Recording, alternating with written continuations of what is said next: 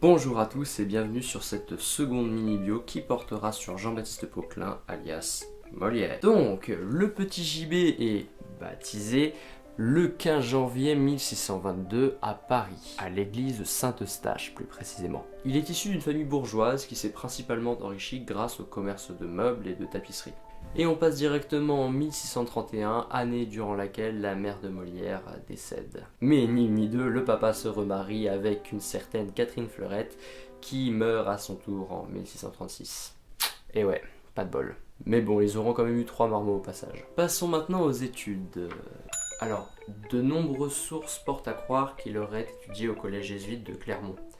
Là-bas, il aurait rencontré le prince de Conti. Mais bon, enfin, ça on n'est pas vraiment sûr. Après, on n'est pas certain qu'il ait étudié là-bas. Enfin, je veux dire, c'est plus probable. Mais vu qu'à sa mort, de nombreux jésuites ont fait l'éloge de Molière sans pour autant mentionner le fait qu'il ait suivi les mêmes études, le mystère reste entier. En 1643, JB va voir son père et lui dit clairement que son business, il en a rien à carrer et qu'il veut faire du théâtre. À partir de là, il perd pas de temps. Il prend 9 poteaux sûrs dont Madeleine Béjart et ensemble, ils forment la troupe de l'Illustre Théâtre. Et ça marche plutôt pas mal. Bon, au début c'est un peu galère, mais globalement, ça marche plutôt bien. Et en 1144, il prend officiellement le nom de Molière. Par contre, on n'a jamais su pourquoi. Bon, alors pour le moment tout va bien, hein. On fait des spectacles, voilà, tranquille. Sauf qu'à force de louer des salles à droite, à gauche, il arrive un moment où il n'y a plus de sous. Vous avez compris, Molière est endetté jusqu'au cou et en 1645, il se retrouve en prison. Et ouais, Momo a fait de la prison. Mais heureusement qu'il avait son papa pour le faire sortir, hein. Pas trop rancunier le bonhomme, ça va. Bon, après ça, Momo il quitte Paris, hein, histoire de se faire oublier un petit peu. Et il passera quand même 13 ans à sillonner les routes de province, hein. C'est pas mal. Durant cette période, Molière s'entendra très bien avec le prince de Conti qui décidera même de prendre la troupe sous sa protection. Alors au cas où prendre sous sa protection, ça veut dire permettre à la troupe de porter son nom et apporter une aide financière. En gros, c'est une sorte d'ancêtre du sponsoring si tu veux. Mais bon, ça ne pouvait pas durer éternellement.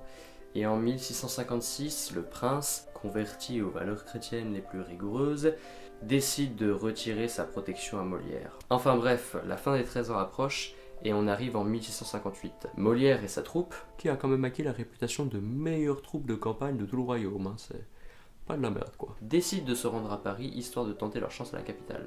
Et ça marche plutôt pas mal. Ils obtiennent la protection du duc d'Orléans et la salle du théâtre du Petit Bourbon, qu'ils occuperont pendant 2 ans avec les comédiens italiens, est mise à leur disposition. Alors là, ça commence à vraiment bien marcher pour Momo, hein. Gros succès qui est possible surtout grâce à ses comédies. Oui, parce qu'il jouait pas que ça, hein. Il y avait des tragédies de Corneille ou des trucs dans le genre à l'affiche, tu vois. Sauf que vous vous souvenez, je vous ai dit que le Petit Bourbon ça ne durait que 2 ans. Et la raison est toute simple. En 1660, Antoine de Ratabon, le surintendant des bâtiments du roi, décide, dans le but d'agrandir le Louvre, d'entamer la démolition du théâtre. Pas de soucis, hein, on leur donne une nouvelle salle au Palais Royal. Là-bas, JB va encore essayer de percer dans la tragédie. Ouais, parce que la comédie, c'est pas hyper coté à l'époque, hein. Si tu voulais être vu comme un boss, il fallait plutôt faire dans la tragédie. Mais bon, ça ne marche pas vraiment et il finit par se consacrer pleinement à la comédie. Et en été 1661, il se passe un truc de ouf. Molière reçoit une commande pour une soirée où le roi et sa cour seront présents.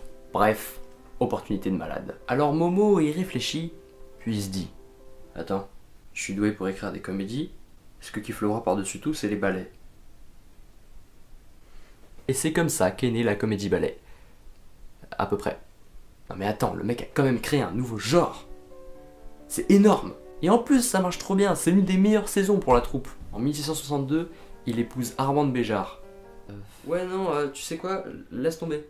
Quoi? Ouais, c'est encore relou là, y a toute une histoire comme quoi Armande serait la fille qu'il aurait eu avec Madeleine, mais là encore, personne n'est d'accord, personne ne sait, enfin bref, passe. Bref, maintenant que la troupe est au Palais Royal, on va pas se mentir, ça se passe plutôt pas mal. Les représentations s'enchaînent et les comédies sont créées à l'appel. Après, il y a quelques polémiques, notamment avec l'École des femmes ou Tartuffe. Oui, car les comédies de Molière ne sont pas juste là pour nous plier en 4. JB aime en effet beaucoup critiquer les mœurs de ses contemporains au travers de nombreuses satires. Et généralement, tout le monde prend. Les religieux, les courtisans, les bourgeois, les médecins, etc. Mais le problème, c'est qu'il se fait pas mal d'ennemis avec tout ça. Et certaines de ses pièces sont même parfois interdites de représentation comme par exemple Tartuffe, Don Juan ou encore le Misanthrope. Mais ça ne l'empêche pas de gagner sa vie, hein, bien au contraire.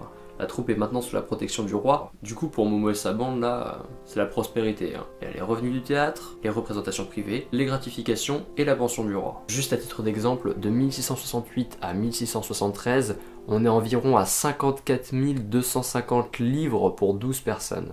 Et les 5 années précédentes, on était déjà sur du 39 500, donc franchement, pas mal. Et Molière, oui parce que là on était que sur la troupe, il est pété de thunes. Dis-toi qu'en une saison, lui et sa femme ont reçu 8500 livres pour leur seule part de comédien, plus ce que touche Molière en tant qu'auteur, plus ce que les libraires lui paient pour la publication de ses pièces, plus l'héritage d'Armande. Oui, parce qu'entre-temps, Madeleine, elle est... capote. Bon, petit bilan sur les activités de la troupe. Durant 14 années à Paris, de 1659 à 1673, la troupe aura joué 95 pièces pour un total de 2421 représentations. Pas mal. C'est bien sûr durant cette période que Molière écrit toutes ses comédies les plus connues. Et oui, on arrive à la partie un peu moins fun. Depuis 1665, il y a pas mal de rumeurs qui circulent sur la santé de JB. En effet, il aurait développé une sorte de toux chronique causé par une fluxion de la poitrine. Suite à cette découverte, des proches lui auraient recommandé d'arrêter la carrière d'acteur. Mais bon, c'était pas trop le délire de Momo. Toujours est-il que c'est pas vraiment allé en s'arrangeant et que la maladie a évolué en bronchite chronique pour finalement dégénérer entre un mix entre une pneumonie et une pleurésie. En 1673, Molière écrit la pièce intitulée Le Malade imaginaire où il y incarne un personnage qui va feindre la mort. Bien sûr, il n'y a là aucune coïncidence, cela faisait un moment que Molière était de plus en plus mal et il avait bien conscience que cette pièce serait sûrement sa dernière. Le 17 février 1673, Satou lui donne beaucoup de mal à jouer et il est victime d'un malaise. C'est quelques heures après le spectacle que Molière décède.